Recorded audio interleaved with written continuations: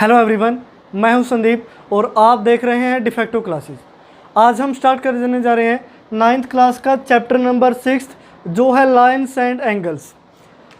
इस चैप्टर में हम पढ़ेंगे लाइन्स के बारे में और एंगल्स के बारे में कि लाइन्स किस टाइप्स की होती हैं या फिर लाइन्स होती क्या हैं या फिर एंगल के कितने टाइप होते हैं और एंगल है क्या। इन चीज़ों के बारे में डिस्कस करेंगे। तो आइए स्टार्ट करते हैं आज की वीडियो। कुछ बेसिक टर्म्स और डेफिनेशन मैं आपको बताऊंगा आज की क्लास में। स्टार्टिंग में है लाइन। अब देखिए जो चैप्टर हम पढ़ रहे हैं उसका नाम ही लाइन और एंगल्स है, तो हमें पता हो कि ये जो लाइन्स हैं ये होती क्या हैं। तो लाइन की डेफिनेशन देखिए, इन ज्योमेट्री, ये ज्योमेट्री मैथमेटिक्स की ब्रांच है। A line can be defined as straight one dimensional figure. अब एक जो लाइन है वो क्या होती है, स्ट्रेट वन डायमेंशनल फिगर होती है। अब डायमेंशन के बारे में आपने सुना होगा कि 1D 2D 3D, यानी कि 1 डायमेंशनल, 2 डायमेंशनल, 3 डायमेंशनल और 0 डायमेंशनल। अब ये क्या है, 1 डायमेंशनल फिगर है दैट हैज़ नो थिकनेस, जिसकी कोई भी मोटाई या फिर चौड़ाई नहीं होती। And extend endlessly in both direction, इसको दोनों डायरेक्शन में बढ़ाया जा सकता है। जैसे लेट सपोज ये पॉइंट P है और ये पॉइंट Q है, मैंने इन दोनों को मिला दिया। अब ये क्या हुई, एक स्ट्रेट लाइन हुई। अब इसकी कोई थिकनेस नहीं है, सिर्फ और सिर्फ क्या है, लेंथ है। इसको मैं Q डायरेक्शन में भी बढ़ा सकता हूँ और P डायरेक्शन में भी बढ़ाया जा सकता है, यानी कि इसको दोनों तरफ हम इंक्रीज कर सकते हैं। इसको हम बोलते हैं लाइन। उसके बाद जो सेकंड है लाइन सेगमेंट। लाइन सेगमेंट क्या होता है, a part of a line. अब ध्यान से सुनिए, क्या है, पार्ट ऑफ लाइन है विद 2 एंड पॉइंट्स, जिसके 2 एंड पॉइंट्स होते हैं, is known as line segment. उसको हम क्या बोलते हैं, लाइन सेगमेंट बोलते हैं। जैसे एग्जांपल के तौर पर मैंने लिखा है A और B। अब देखिए इस लाइन सेगमेंट है जो फिक्स है।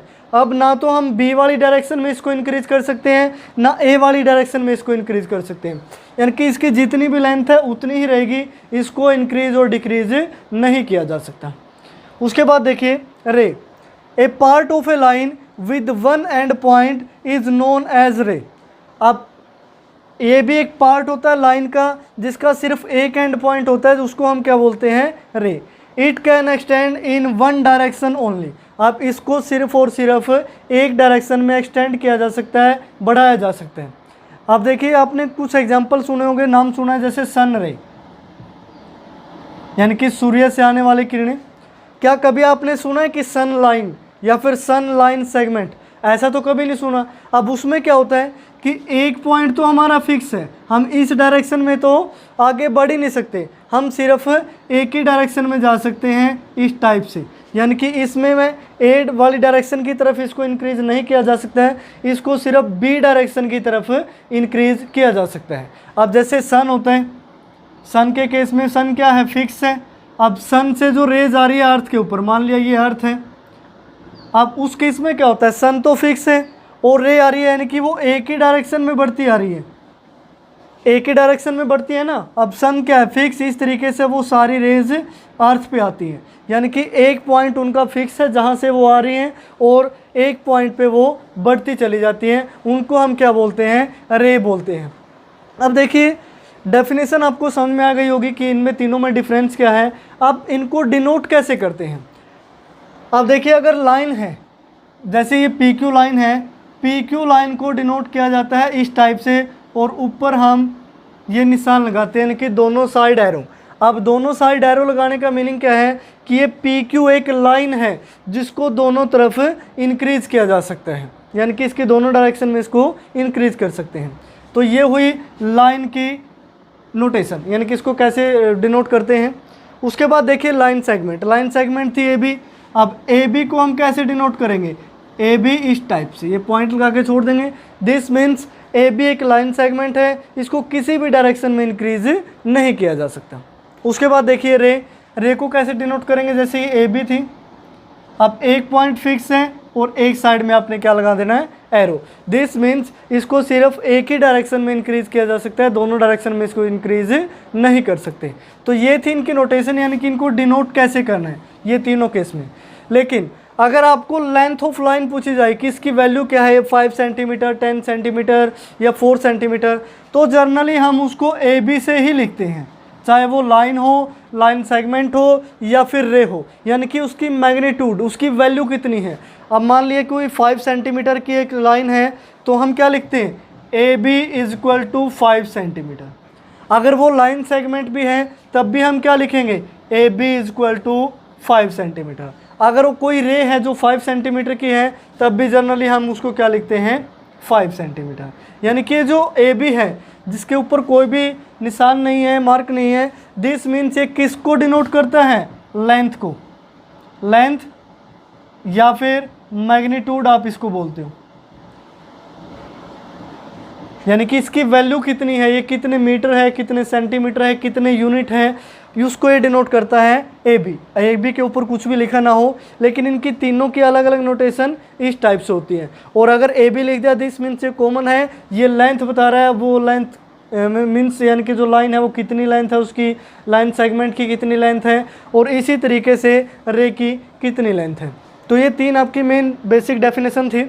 उसके बाद देखिए आपने छोटी क्लासों में भी पढ़ा होगा पॉइंट्स के बारे में, कोलिनियर और नॉन कोलिनियर, कि कोलिनियर पॉइंट्स कौन से होते हैं और नॉन कोलिनियर पॉइंट कौन से होते हैं। अब उसकी मैं डेफिनेशन आपको बताता हूँ।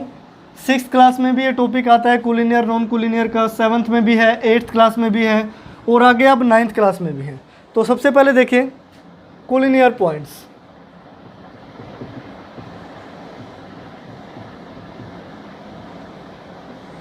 ये एक ऐसा टॉपिक है जो क्लास 12 या आगे ग्रेजुएशन तक भी एज इट इज चलता है। अब कोलिनियर पॉइंट्स देखिए, 3 or more points, 3 or more points which are exist on the same line is known as collinear points. उनको हम क्या बोलते हैं, कोलिनियर पॉइंट्स बोलते हैं। लेट सपोज मान लिया कोई 3 पॉइंट्स है, फर्स्ट की नेमिंग है ए बी ये सी, ये तीनों पॉइंटों के नेम लिखे। अब ये तीनों क्या एक ही लाइन पे एग्जिस्ट करते हैं, यानी कि इन तीनों से एक लाइन ड्रॉ की जा सकती है। अब यहाँ ए बी इसी लाइन पे है, बी भी इसी लाइन पे है, सी भी इसी लाइन पे है। दिस मीन्स तीनों पॉइंट कौन से होंगे, कोलिनियर पॉइंट्स होंगे। ये कौन से पॉइंट्स होंगे, कोलिनियर पॉइंट्स होंगे। सेम एज इट इज़ अगर मैंने इसको ऐसे लिख दिया कि ये ए बी सी है, ए बी सी। अब आपसे पूछा बताएं कि ये कोलिनियर पॉइंट्स हैं कि नहीं। अब आप क्या करोगे, ए बी को मिला दोगे, बी सी को मिला दोगे। लेकिन क्या ये एक स्ट्रेट लाइन आई, क्या ए बी सी एक स्ट्रेट लाइन है, नहीं। दिस मीन्स ये कोलिनियर पॉइंट नहीं होंगे। अगर कोलिनियर पॉइंट ना हो तो उनको हम क्या बोलते हैं, नॉन कोलिनियर पॉइंट्स। इस केस में ये क्या होंगे, नॉन कोलिनियर पॉइंट्स। अब देखिए मैंने यहाँ 3 और मोर ही क्यों लिखा है, यहाँ 2 और मोर भी तो लिखा जा सकता था। अब मान लिया 2 पॉइंट्स है, अब 2 पॉइंट्स है तो इजीली कोई भी लाइन ड्रॉ की जा सकती है इस तरीके से। अब एक पॉइंट फिक्स करके दूसरा पॉइंट जहाँ मर्जी लगा दो यहाँ पे, यानी कि उनसे एक लाइन हम इजीली ड्रॉ कर सकते हैं। यानी कि 2 पॉइंट्स तो ऑलवेज क्या होंगे, कोलिनियर होंगे। ये केस आता है 3 या 3 से ज़्यादा पॉइंट्स के लिए, यानी कि अगर वो 3 पॉइंट्स हैं एक ही स्ट्रेट लाइन पे एग्जिस्ट करते हैं, दिस मीन्स कोलिनियर। अगर एक ही स्ट्रेट लाइन पे एग्जिस्ट नहीं करते तो वो कौन से पॉइंट होंगे, नॉन कोलिनियर पॉइंट्स होंगे। अब देखिए नॉन कोलिनियर पॉइंट्स की डेफिनेशन क्या होगी, 3 or more points which are not exist on the same line is known as non collinear points। बस यहाँ आपने नोट ऐड कर लेना है यहाँ पे, ठीक है। बस ये हमारी डेफिनेशन होगी कोलिनियर पॉइंट और नॉन कोलिनियर पॉइंट। ये क्लास 6 to 12 चलता है, दोनों डेफिनेशन इंपॉर्टेंट है 6 से लेकर 12 तक। आगे देखिए आप 6, 7, 8, 9, 10, +1 और +2 सारी क्लासेज में ये डेफिनेशन का यूज़ होगा कोलिनियर और नॉन कोलिनियर पॉइंट का। उसके बाद देखिए प्यारे बच्चों, एंगल। एंगल की डेफिनेशन क्या कहती है, it is formed when 2 rays originate from this same end point. ये कब बनता है, जब 2 रेज ओरिजिनेट होती हैं सेम एंड पॉइंट से। उसके बाद देखिए the rays making an angle is called the arms of the angle. जो रे एंगल बनाती हैं उनको क्या बोलते हैं हम, आर्म्स ऑफ द एंगल बोलते हैं।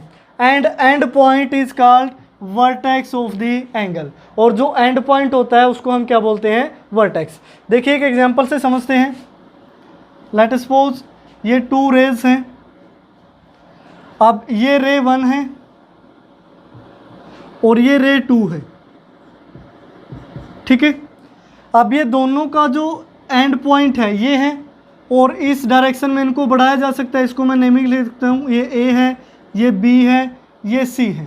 यानी कि ए की डायरेक्शन में भी इंक्रीज किया जा सकता है, सी की डायरेक्शन में भी इंक्रीज किया जा सकता है। लेकिन ये जो बी पॉइंट है ये क्या है, फिक्स है, एंड पॉइंट।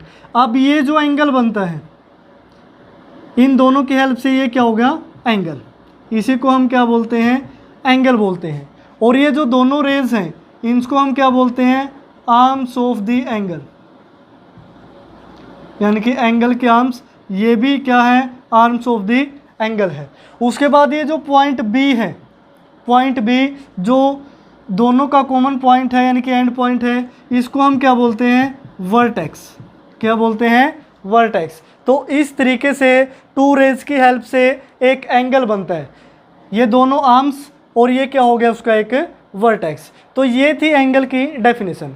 अब देखिए class 6th, class 7th, class 8th में आपने कुछ एंगल्स के टाइप पढ़े होंगे। नाम बताता हूँ, थोड़ा ध्यान में आएगा। Acute angle, right angle, obtuse angle, straight angle और रिफ्लेक्स एंगल।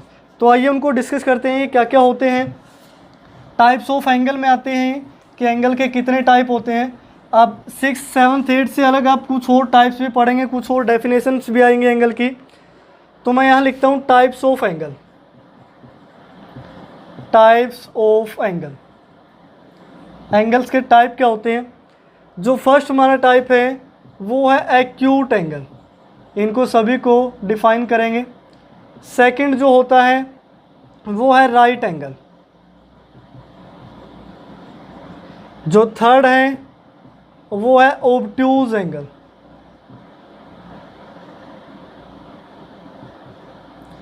फोर्थ है स्ट्रेट एंगल।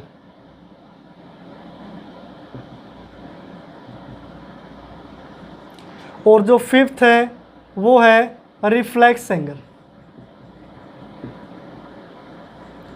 ये generally 6th, 7th, 8th class में हमको पढ़ाए जाते हैं। अब देखिए एक्यूट एंगल क्या होता है। एक ऐसा एंगल जिसकी जो मेजरमेंट है, मैं यहाँ मेजरमेंट लिख रहा हूँ, मेजरमेंट है 0 से लेके कहाँ तक रहे, 90 तक रहे। 0 डिग्री से 90 डिग्री तक, यानी कि 0 से बड़ी वैल्यू हो और 90 डिग्री से छोटी वैल्यू हो। दिस मीन्स उस एंगल को हम क्या बोलते हैं, एक्यूट एंगल। जैसे मैं यहाँ एग्जांपल भी लिखूँगा। फॉर एग्जांपल मैं लिख देता हूँ 30 degree, 40 degree, 50 degree, so on, यानी कि एटसेट्रा। ये बहुत सारे जो 90 से छोटी वैल्यू आपने लिखनी है, ये सारे किसके एग्जाम्पल हैं, एक्यूट एंगल के। उसके बाद देखिए राइट एंगल, यानी कि जिसमें एंगल की वैल्यू क्या हो, 90 डिग्री हो। अब ये एक्स किसको रिप्रेजेंट कर रहा है, वैल्यू ऑफ द एंगल को। ये ध्यान रखें, जहाँ एंगल की वैल्यू क्या हो, 90 डिग्री हो, वो इस टाइप से बनता है कि ये जो दोनों रेज हैं वो एक दूसरे के बिल्कुल परपेंडिकुलर होती है, यानी कि 90 डिग्री पे। अगर एंगल 90 डिग्री है तो हम उसको कौन सा एंगल बोलते हैं, राइट एंगल। उसके बाद देखिए ऑब्टूज एंगल में अगर एंगल 90 डिग्री से और 180 डिग्री के बीच का हो, दिस मीन्स वो क्या होगा, ऑब्टूज एंगल। अब इसका भी मैं डायग्राम बना के बता देता हूँ। 90 से ज़्यादा लेना है तो ये एंगल, अब ये एंगल क्या होगा, ऑब्टूज एंगल। अब इसमें 90 से कम था तो इस टाइप का एंगल आप कोई भी फॉर्म कर सकते हो। ये कौन सा एंगल है, एक्यूट एंगल। और ये कौन सा एंगल है, ऑब्टूज एंगल। ये 90 से ज़्यादा हो गया। उसके बाद स्ट्रेट एंगल, जिस एंगल की वैल्यू क्या हो, 180 डिग्री हो, यानी कि एक स्ट्रेट लाइन, ये बीच में पॉइंट ले लेते हैं, ये बी, ये ए, ये सी। अब ये जो बी सी और ए बी रे हैं ये कंप्लीट कितना एंगल बनाती हैं, 90 डिग्री, ठीक, सॉरी 180 डिग्री। ये एंगल कितना होगा, 180 डिग्री होगा। उसके बाद देखिए रिफ्लेक्स एंगल। अब जिस एंगल की वैल्यू 180 डिग्री से ज़्यादा हो उसको हम क्या बोलते हैं, रिफ्लेक्स एंगल। जैसे एक रे है, यहाँ पॉइंट में P मान लेता हूँ, यहाँ Q। अब रिफ्लेक्स यानी कि 180 से ज़्यादा चला गया, ये R हो गया। तो ये कंप्लीट एंगल यानी कि ये 180 से ज़्यादा है, 180 तो क्या होगा स्ट्रेट एंगल, और ये 180 से ज़्यादा है, दिस मीन्स ये क्या होगा रिफ्लेक्स एंगल। 180 से ज़्यादा या फिर ये लिख सकते हो कि 360 से कम होता है, 180 टू 360, इस तरीके से भी आप लिख सकते हैं कि एंगल की वैल्यू है जो 180 से ज़्यादा रहेगी और 360 डिग्री से कम रहेगी, उसको हम क्या बोलते हैं रिफ्लेक्स एंगल बोलते हैं। ये नॉर्मली आप 6th 7th क्लास जो 6th 7th और 8th क्लास में आप पढ़ चुके हैं ये पांचों type.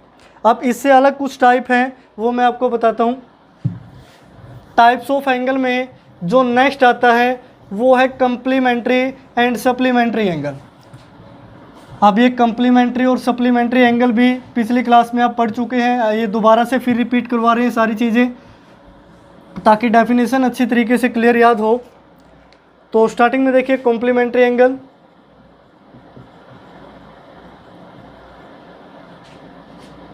Complementary angles. Complementary angles क्या होते हैं? Two angles whose sum is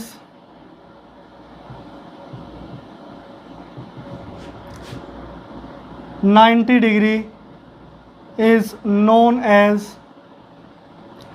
complementary angle। उनको हम क्या बोलते हैं? कॉम्प्लीमेंट्री एंगल्स बोलते हैं। लेट अस सपोज एक्स कोई एंगल है 40 डिग्री, वाई कोई एंगल है 50 डिग्री। अब दोनों का सम कितना हो गया 90। This means X and Y are complementary.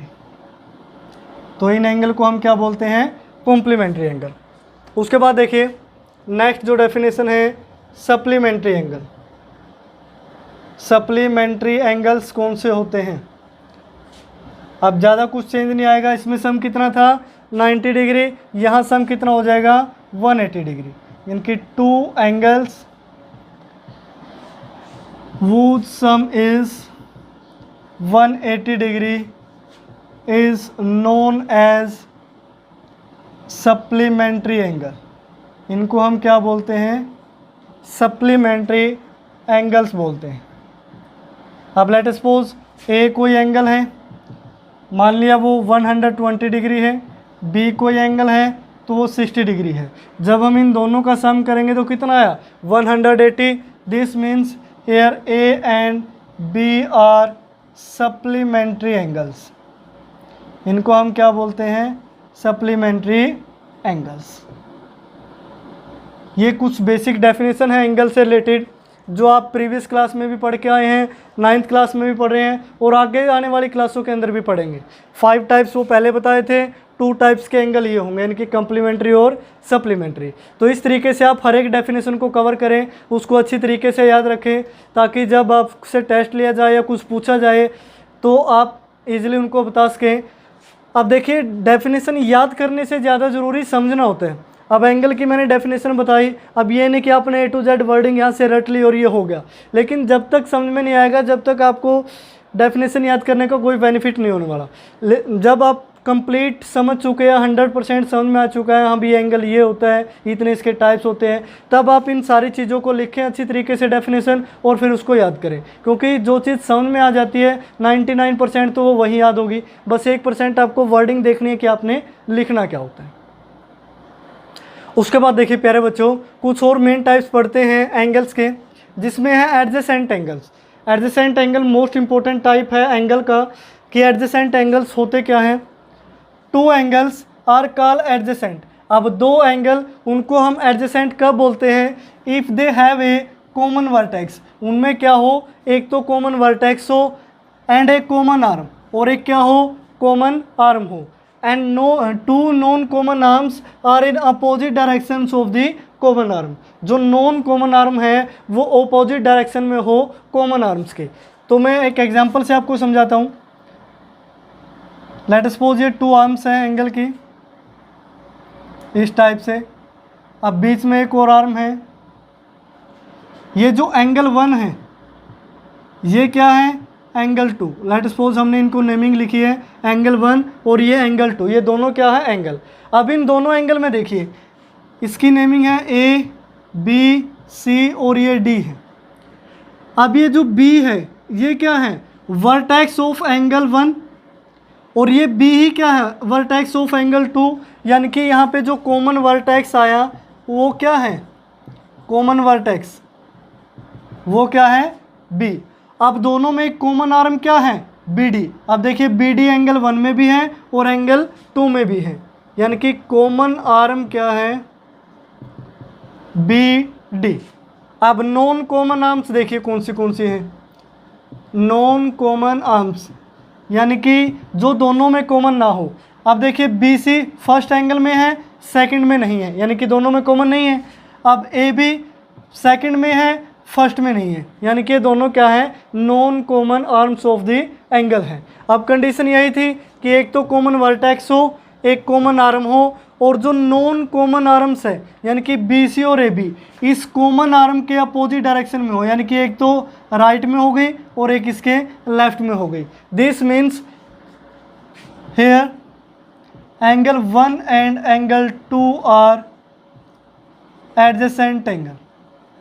ये दोनों कौन से एंगल होंगे, एडजेसेंट एंगल्स होंगे।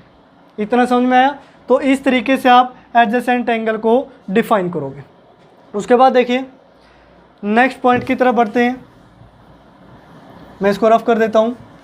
ये जो एग्जाम्पल मैंने लिखा था ये सिर्फ आपको समझाने के लिए था।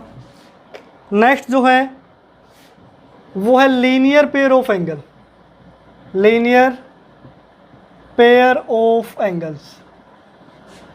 ये होता क्या है इसमें देखिए, when the sum of two adjacent angles is 180 degree, then they are called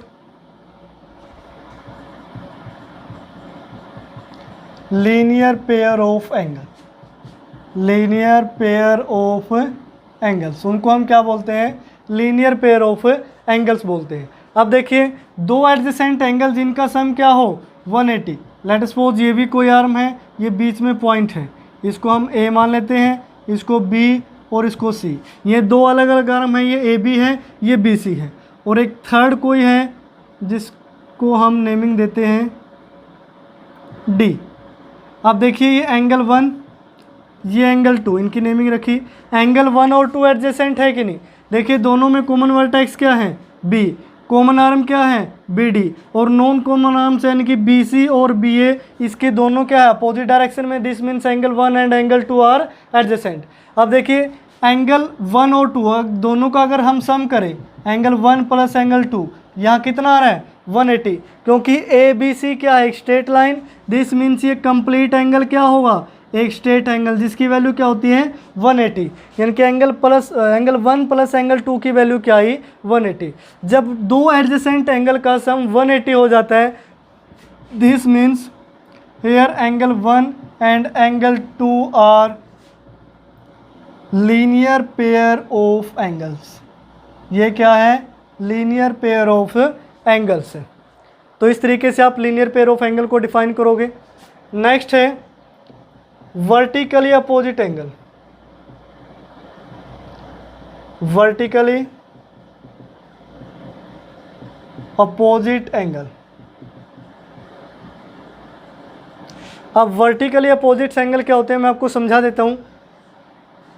अगर दो आर्म्स कोई भी दो लाइन एक दूसरे को इंटरसेक्ट करती हैं, लेट सपोज ये लाइन AB है, ये लाइन CD है, ठीक है, ये दोनों एक दूसरे को एक पॉइंट पे इंटरसेक्ट कर रही हैं।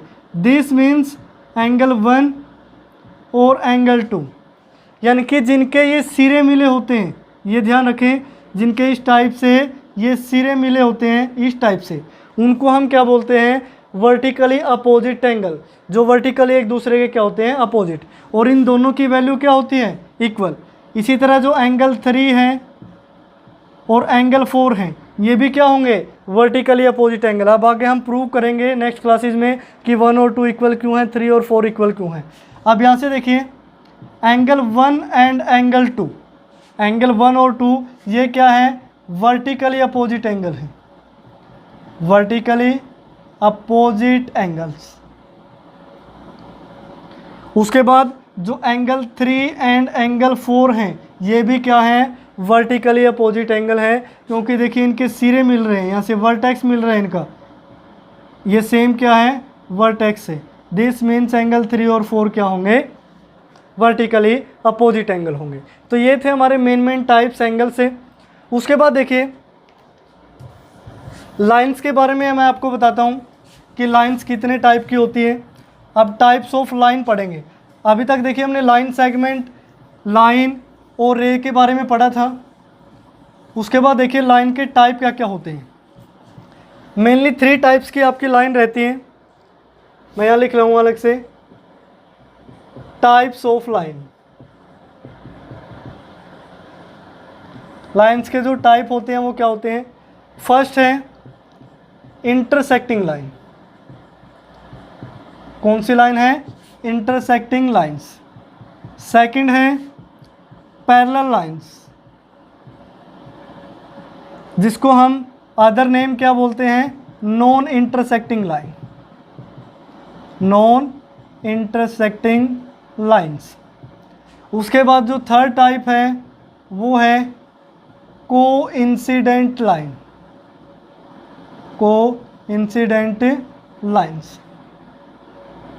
अब देखिए मैं तीनों का एक्सप्लेन करता हूँ। सबसे पहले इंटरसेक्टिंग लाइन। इंटरसेक्टिंग लाइन कौन सी होती है, जो कोई भी 2 लाइन हो या 2 से ज़्यादा भी हो सकती हैं, अगर वो किसी एक पॉइंट पे कट करती हैं, अगर वो किसी भी एक पॉइंट पे कट करती हैं एक दूसरे को, दिस मीन्स वो कौन सी लाइन होंगी, इंटरसेक्टिंग। लेट सपोज ये ए बी लाइन है, ये सी डी लाइन है। Here A B and C D intersect each other at point O. अब एक दूसरे को किस पॉइंट पे इंटरसेक्ट कर रही है, यानी कि कट कर रही है ओ पे। This means these lines are intersecting line. उसके बाद देखिए पैरेलल लाइंस, या फिर इनका दूसरा नाम क्या है, नॉन इंटरसेक्टिंग लाइन, यानी कि जो एक दूसरे को कट ना करें। दिस मीन्स ये दोनों लाइनें हैं, ये मान लिया ये पी क्यू है और ये आर एस लाइन है। अब देखिए क्या कहीं दोनों एक दूसरे को इंटरसेक्ट कर रही हैं, नहीं कर रही। दिस मीन्स ये क्या होंगी, नॉन इंटरसेक्टिंग लाइन, यानी कि 2 ऐसी लाइनें जो एक दूसरे को किसी भी पॉइंट पे कट ना करें, उनको हम क्या बोलते हैं, पैरेलल लाइंस या फिर इंटरसेक्टिंग लाइन। अब देखिए इनके बीच का जो गैप है वो हमेशा क्या रहता है, इक्वल रहता है। ये जो बीच का गैप है वो हमेशा क्या रहेगा, इक्वल रहेगा, सेम रहेगा। ये आपने छोटी क्लास में ही पढ़ा है। उसके बाद देखिए कोइंसिडेंट लाइन। कोइंसिडेंट लाइन क्या होती है, लेट सपोज ये ए बी कोई लाइन है, ए बी एक लाइन है। अब ए बी के ऊपर से ये एक और लाइन आ जाती है जो है सी डी, ये क्या है, सी डी लाइन। अब यहाँ देखिए बिल्कुल एक दूसरे के ऊपर है, यानी कि सेम पोजीशन है दोनों लाइनों की। तो यहाँ जो A B and C D है ये किस टाइप की लाइन है, कोइंसिडेंट, जो एक दूसरे से टकराती हैं, बिल्कुल एक दूसरे के ऊपर हैं, उनको हम क्या बोलते हैं, कोइंसिडेंट लाइंस। तो इन तीनों की मैंने एग्जांपल की हेल्प से डेफिनेशन बताई, आप इनको याद रखें कि किस टाइप से इंटरसेक्टिंग होती है, पैरेलल क्या होती है और कोइंसिडेंट क्या होती है। ये थे आपके मेन पॉइंट्स। एक्सरसाइज 6.1 स्टार्ट करने से पहले जो आपको बताना ज़रूरी था, यानी कि इन पॉइंटों की हेल्प से ही हम एक्सरसाइज 6.1 को डिस्कस करेंगे। तो आज की क्लास में फ़िलहाल इतना ही। देखते रहिए de facto classes. We'll be right back.